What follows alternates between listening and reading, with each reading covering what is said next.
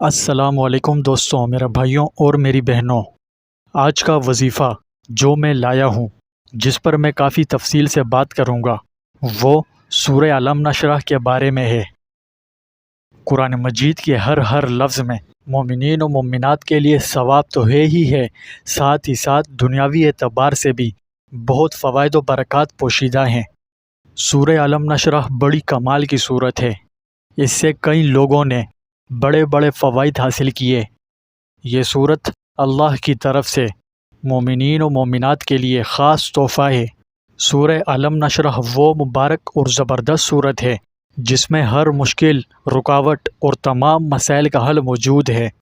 آج میں اپنے تمام دیکھنے اور سننے والوں کے لیے ایسا بہترین اور آزمودہ عمل بتاؤں گا کہ جس کی برکت سے رزق میں برکت ہوگی، ہر مشکل حل ہوگی، تمام رکاوٹیں اور ہر مسئلے ختم ہو جائیں گے۔ یہ عمل آپ خود بھی کریں اور دوسروں کے ساتھ بھی لازمی شیئر کریں۔ یہ صورت پڑھنے سے سینے کا بوجھ ہلکا ہوتا ہے، علم کی دولت حاصل ہوتی ہے۔ کلام الہی میں بڑی طاقت ہے، اس میں شفا بھی ہے اور تاثیر بھی ہے۔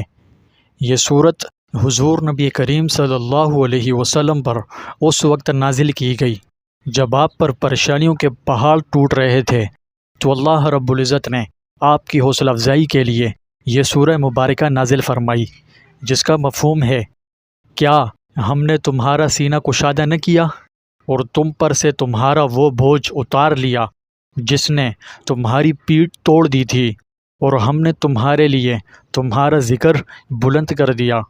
تو بے شک دشواری کے ساتھ آسانی ہے، بے شک دشواری کے ساتھ آسانی ہے۔ تو جب تم نماز سے فارغ ہو تو دعا میں محنت کرو اور اپنے رب ہی کی طرف رغبت اختیار کرو۔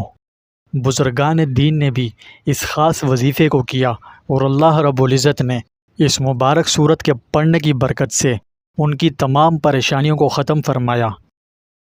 ایسے لوگ جو دنیاوی طور پر پریشان رہتے ہیں، ان کی یادداشت کمزور ہو جاتی ہے، سینے پر بوجھ سا رہتا ہے، دل ذرا سی بات پر گھبرا جاتا ہے، وسوسے ہر وقت آتے رہتے ہیں، ان کے لیے یہ عمل بہت بہترین ہے۔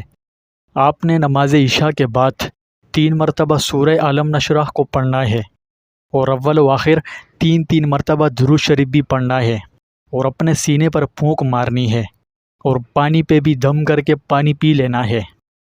پھر 101 مرتبہ سورہ علم نشرح کی پہلی آیت علم نشرح لک صدرک پڑھنی ہے۔ اس کے بعد دعا کے لیے اپنے ہاتھوں کو اٹھا کر اپنی مشکلات اور پریشانیوں کے ختم ہونے کی دعا کی جائے۔